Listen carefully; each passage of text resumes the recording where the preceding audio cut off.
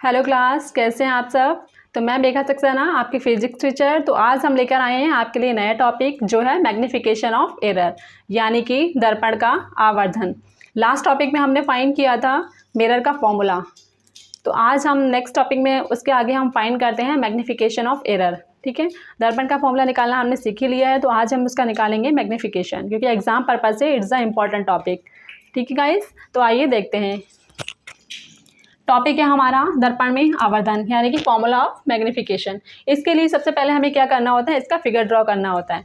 Figure draw जैसे जैसे हम फिगर ड्रॉ करते हैं वैसे वैसे हम उसके जो पॉइंट्स होते हैं उनको हम डिनोट करते जाते हैं और उसी के अकॉर्डिंग उसका डेरिवेशन सॉल्व करते हैं। ठीक है, तो सबसे पहले हमने यहाँ पर क्या लिया हुआ है, ये हो गया हमारा एक कॉनकेव मिरर। ठीक है, लास्ट टॉपिक में हमने जो मिरर फॉर्मूला फाइंड किया था वो हमने फाइंड किया था कॉनकेव मिरर पे, इसीलिए हम इसका जो मैग्नीफिकेशन है वो फाइंड करेंगे, वो भी हम कॉनकेव मिरर पर ही फाइंड करेंगे। तो ये हमारा M1 एंड M2 क्या है हमारे पास, ये एक कॉनकेव मिरर, यानी कि हमारा अवतल दर्पण। ठीक है गाइस, तो मिरर से हमने कुछ डिस्टेंस पर एक ऑब्जेक्ट ले रखी है, हमने कुछ दूरी पर एक वस्तु ले रखी है, वस्तु जो कि है ए बी हमारी एक वस्तु है जिसे हमने यहाँ पर रखा है। एंड इससे कोई लाइट जो आई इस तरीके से इसके पोल से टकराकर वापस चली गई, फोकस से होते हुए रिफ्लेक्ट हो गई। एंड जो हमारी नेक्स्ट थी वो हमारी वक्रता केंद्र से होती हुई दर्पण से टकराई एंड रिफ्लेक्ट हो गई। ठीक है, तो इस तरीके से क्या होता है कि ये हमने एक लाइन ड्रॉ कर रखी है फॉर सॉल्व द डेरिवेशन। ठीक है, ये हमारी एक लाइन है, हमने इसे डॉटेड से ड्रॉ किया हुआ है। ये हमारे यहाँ पर दो एंगल बनते हैं, जो बनता है angle I and angle R, यानी कि हमारा इंसिडेंट एंगल और एक हमारा रिफ्लेक्टेड एंगल। ठीक है, जो कि हमने लास्ट टॉपिक में पढ़ा था वहाँ पर रिफ्लेक्शन ऑफ लाइट वाले टॉपिक में। ठीक है गाइस, जो कि था अपवर्तन, प्रकाश के अपवर्तन में हमें दो एंगल्स हमें फाइंड हुए थे, एक इंसिडेंट एंगल और एक हमारा रिफ्लेक्टेड एंगल। वही एंगल हमारे यहाँ पर बन रहे हैं। ठीक है, तो ये हो गया एंगल आई एंड ये हो गया एंगल आर। तो इसी के थ्रू फिगर हमारा कंप्लीट हो गया है। एंड जो हमारी हमने डिस्टेंस थी उसको हमने डिनोट कर दिया है, जो हमारी वस्तु से लगाकर इसके मिरर तक की डिस्टेंस है, यानी कि वस्तु जो हमने रखी है ऑब्जेक्ट से मिरर तक की डिस्टेंस है, उसको हमने डिनोट किया हुआ है यू से, जो कि ऑलवेज क्या होती है, नेगेटिव होती है। ठीक है, एंड ये जो हमारा यहाँ पे इमेज फाइंड हुई थी, इमेज से लगाकर जो हमारी मिरर तक की डिस्टेंस है वो हमने लिख दी है v। ठीक है, यहाँ पर जो इसकी v है वो भी नेगेटिव होगी, क्योंकि हमारा जो ऑब्जेक्ट बन रहा है वो एक रियल इमेज बन रहा है, यानी कि प्रतिबिंब जो हमारा बन रहा है वो एक वास्तविक बन रहा है। ठीक है, तो आगे हम देखते हैं। इसमें हमने माना हुआ है M1 M2 हमारे पास एक दर्पण है, जो कि ये दर्पण हुआ। एंड फोकस दूरी F, दर्पण के सामने वस्तु A भी रखी हुई है, यानी कि ये वाली वस्तु। एंड इसमें जो प्रतिबिंब बन रहा है वो बन रहा है A1 एंड B1, ये हमारा क्या बन रहा है, प्रतिबिंब बन रहा है। तो अब हम क्या करते हैं, हमने यहाँ पर दो ट्रायंगल लिए हुए हैं, इसको हम डेरिवेशन सॉल्व करने के लिए हम इसमें क्या करते हैं, इसको लास्ट टॉपिक की तरह इसमें हम क्या करेंगे, इसको समरूप सिद्ध करेंगे। तो हम यहाँ पर दो ट्रायंगल्स फाइंड करेंगे। दो ट्रायंगल्स हमारे कौन से हैं, बड़े ध्यान से आप देखिए यहाँ पर। ठीक है, तो हमने यहाँ पर ट्रायंगल लिए ABP and A1 B1 and P। तो ABP A1 B1 and P, यानी कि ये हमारा बड़ा वाला एंगल। ठीक है, और हमारा कौन सा वाला एंगल, ये हमारा जो प्रतिबिंब बना हुआ था यहाँ पर, ये और ये छोटा वाला एंगल, इन दोनों एंगल्स को लेकर हम इसमें कंपैरिजन कर देंगे। ठीक है, ये दिख रहा होगा आपको, नहीं तो आप इसको जूम करके बहुत ध्यान से देखिए। एक ये हमारा बड़ा वाला एंगल ABP एंड एक हमारा ये छोटा वाला एंगल, क्योंकि हम ट्रायंगल वही लेते हैं जो हमारा ऑब्जेक्ट से बनता है, और दूसरा एंगल हम वो लेते हैं जो हमारा इमेज से फाइंड होता है। ठीक है, कहाँ तक, मिरर तक, मिरर से एंगल फाइंड करेंगे। तो अब इन दोनों में आपको क्या सेम दिख रहा होगा, इन दोनों में हमें वही लास्ट की तरह दिख रहा है कि हमारा एक ये एंगल 90 डिग्री है, एंड इसमें हम क्या दिख रहे हैं, इसको आप उल्टा करके देखिए तो एक हमारा ये वाला एंगल 90 डिग्री, यानी कि एंगल हमारा A और एंगल A1 दोनों क्या है, 90 डिग्री है।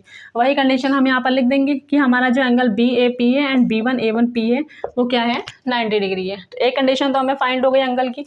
आइए और देखते हैं कि और क्या मिलता है इसमें। एंड नेक्स्ट हमें यहाँ पर क्या मिल रहा है कि जो हमारा APB एंड दूसरा हमारा क्या है A1 B1 एंड P, एक तो हमारा AP भी मिल रहा है और एक मिल रहा है हमारा B1 P एंड C, यानी कि एक हमारा ये इंसिडेंट एंगल और एक हमारा ये रिफ्लेक्टेड एंगल। ठीक है, दोनों ही क्या है, इक्वल हैं। कौन सी कंडीशन हुई हमारी, angle I equals to angle R, ये वाली जो हमने पढ़ा था प्रकाश का परावर्तन वाली कंडीशन, उस कंडीशन में हमें ये फाइंड हुआ था।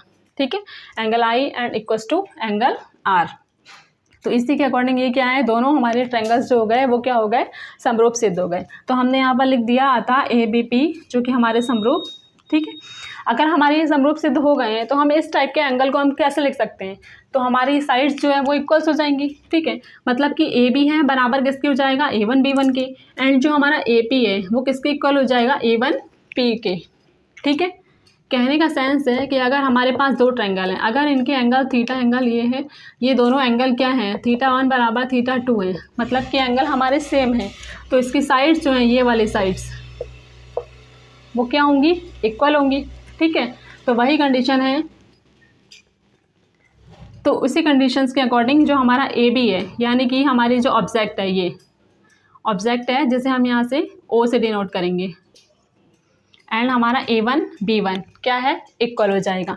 उसी तरह हमारा जो ए और पी है ये पूरा distance, and A one P से लाकर ये पूरा डिस्टेंस, ये क्या हो जाएगा, हमारा इक्वल हो जाएगा। तो वही कंडीशन हमने यहाँ लिख दी, A one B one upon A B के, एंड ये इक्वल्स टू हो जाएगी किसके, ए वन पी के अपॉन ए पी के।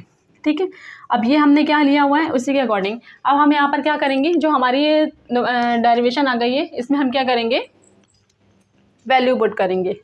वैल्यू कौन सी, जो हमने एज्यूम कर रखेंगे। तो वैल्यू क्या है, हमने ए बी को हमने लिया हुआ है ओ, एंड हमारे पास दूसरी ए वन बी वन क्या है, ये हमारी एक इमेज है जिसे हम आई से डिनोट कर रहे हैं, एंड जो हमारी ए वन बी है, ए वन बी क्या है, ए वन बी, ए वन बी जो है हमारी ये हो जाएगी माइनस की वी, यानी कि हमारी प्रतिबिंब, एंड जो हमारी बी पी है ये होगी हमारी यू। तो इसमें हमने क्या किया है, वैल्यू पुट कर दी है। ए पी बराबर हमारे पास क्या हुआ, यू, मतलब कि ए से लगाकर पी तक की जो डिस्टेंस है ये हो गई हमारी यू। तो इन सारी वैल्यूज़ को हम क्या करेंगे, इस वाली इक्वेशंस में, समीकरण हमने जो फर्स्ट बनाई हुई थी उसमें हम उसको पुट कर देंगे। तो हमने यहाँ पर इक्वेशन पुट कर दिए एंड इसके सिंबल्स लगा दिए, नेगेटिव कैसे आया एंड पॉजिटिव कैसे आया।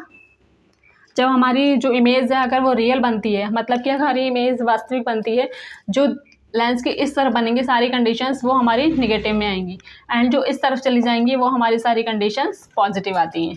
ठीक है, ये एक चार्ट ग्राफ होता है जो मैं आपको बहुत अच्छे से समझा दूंगी, तो आपको ये पता चल जाएगा कि किसके अकॉर्डिंग हम उसमें माइनस और प्लस रखते हैं।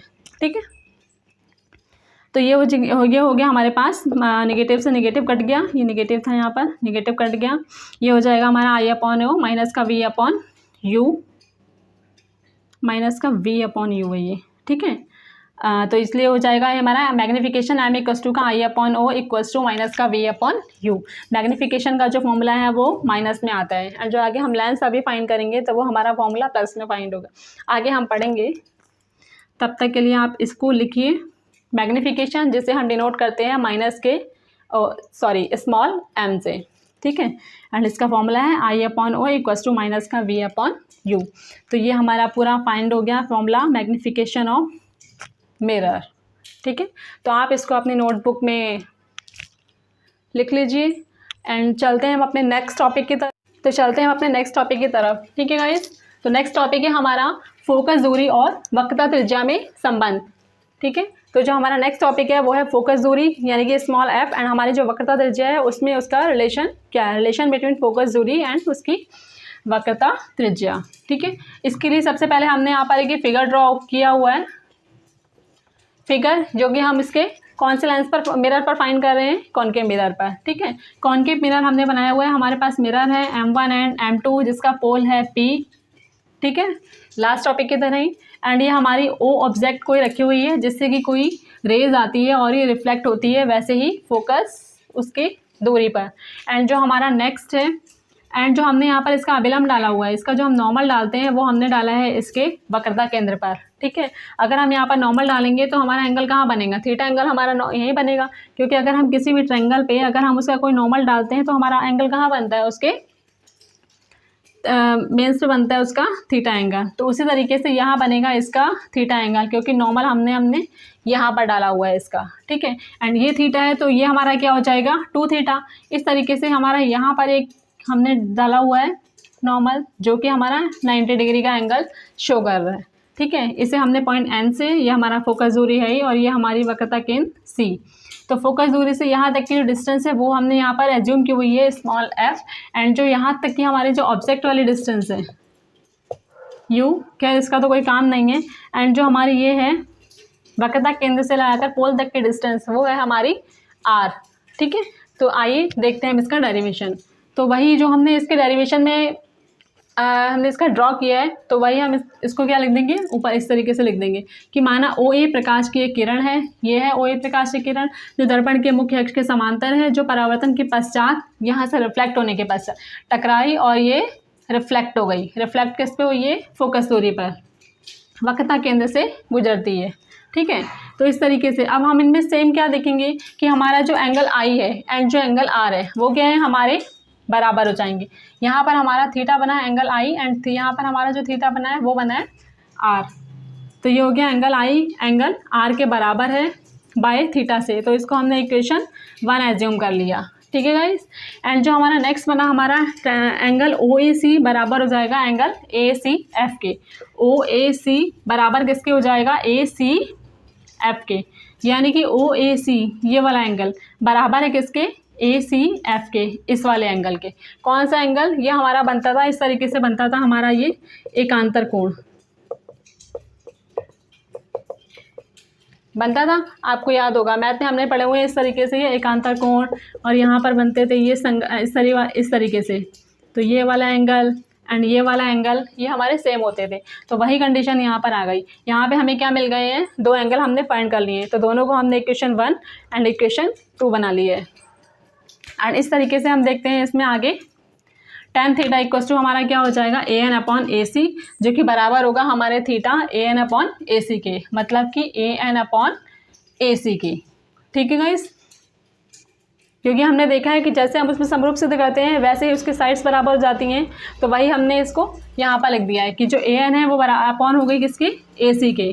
ठीक है, जो कि हमारे थीटा के इक्वल है। तो ये हो गया हमारा इक्वेशन 3। एंड नेक्स्ट हम देखेंगे इसको, जो हमने ट्रायंगल बनाया है ANF में, ANF इस छोटे वाले में, पहले हमने इस बड़े वाले को प्रूफ किया, अब हम इसको छोटे वाले को प्रूफ करेंगे। ठीक है, तो छोटा वाला जो हमारा है तो ये क्या बन जाएगा, tan टू थीटा बराबर हमारे पास क्या है AN/NF, क्योंकि इसमें हमारे पास दो ही चीज़ें मिल रही हैं। जैसे कि हमारे पास कोई एंगल है, यहाँ पे 90 डिग्री का एंगल है, तो हमारे पास क्या है, ये दो चीज़ें ही तो है सिर्फ, है ना। तो वही हमने इसको यहाँ पर बनाया हुआ है AN/NF। तो ये हो गया हमारे पास समीकरण 3 और समीकरण 4 से। अब जो हमारी इक्वेशन 3 एंड इक्वेशन 4 आई है उसमें हम क्या करेंगे, वैल्यू पुट करेंगे। ठीक है, तो ये हो गया हमारा, इसको हमने लिख दिया tan टू थीटा, और ये हमारा है tan थीटा के बराबर ये। ठीक है गाइस, ये और ये, तो अब हम दोनों को इक्वल करके प्रूफ करेंगे आगे। अब हम इसमें क्या करेंगे, समीकरण 3 और 4 में हम इसमें क्या करेंगे, वैल्यू पुट कर देंगे। जो हमारे पास ये 2 थीटा था एंड जो हमारा थीटा के बराबर था, तो जो हमारा NC हो गया, NC ये वाला बराबर हो गया किसके, 2NF के, क्योंकि AN से AN तो कट हो जाएगा, तो NC बराबर का क्या हो गया, 2NF। ठीक है, एंड इस तरीके से ये हमारा, अब हमने क्या किया है, जो हमारा ये आया है इसमें हमने क्या किया है, वैल्यू पुट कर दी है। कौन सी वैल्यू, जो हमने एज्यूम की हुई थी। अब आप सोच रहे होंगे कि NC की वैल्यू क्या आएगी, NC की वैल्यू क्या आएगी, क्योंकि हमारी जो वैल्यू है वो तो P और C की है ना, P और C की है, NC की वैल्यू कैसे पुट करें। तो इस कंडीशन में हम क्या करते हैं, यहाँ पर P और N को सेम पॉइंट एज्यूम करते हैं, यानी कि हमारा जो P है एंड जो N है वो हमने एज्यूम कर रखा है यहाँ पर सेम पॉइंट, इसीलिए हमारी P से N तक की C की डिस्टेंस एंड N से C तक की डिस्टेंस इक्वली होगी। तो NC की जगह पे हम क्या लिख सकते हैं, P और C वाली जो हमारी वैल्यू आई है वो आई है R, एंड ये आई है हमारी क्या वैल्यू आई है, NF की वैल्यू आई है हमारे पास F। तो इस तरीके से हमारा ये वाला पॉइंट बनता है यहाँ पर R बराबर का 2, सॉरी ये हमने यहाँ पर NC की जो वैल्यू ली हुई थी NC R, एंड जो हमारी NF की वैल्यू आई थी वो आई थी NF, N और F की वैल्यू F, हाँ सही है। तो ये हो गया हमारे पास R बराबर का 2F। ठीक है, तो हम इसको इस तरीके से लिख सकते हैं, क्योंकि हमें फाइंड करना है फोकस, हम इसको इस तरीके से भी लिख सकते हैं, इस तरीके से। तो हमारा फोकस F बराबर कितना हो जाएगा, R/2। मतलब कि जो फोकस दूरी होती है, मतलब कि जो दर्पण की फोकस दूरी आएगी या लेंस की जो फोकस दूरी आएगी वो उसकी वक्रता त्रिज्या की कितनी होगी, आधी, यानी कि हाफ होगी। तो वही है कि फोकस दूरी बराबर वक्रता त्रिज्या अपॉन 2। तो ये हमारा फॉर्मूला यहाँ पर प्रूफ हो जाता है। तो आप इसको अपनी नोटबुक में अच्छे से नोट कर लीजिए एंड लेकर आएंगे हम आपके लिए फिर नया टॉपिक। मिलते हैं किसी नए टॉपिक पे, तब तक के लिए टेक केयर, बाय बाय।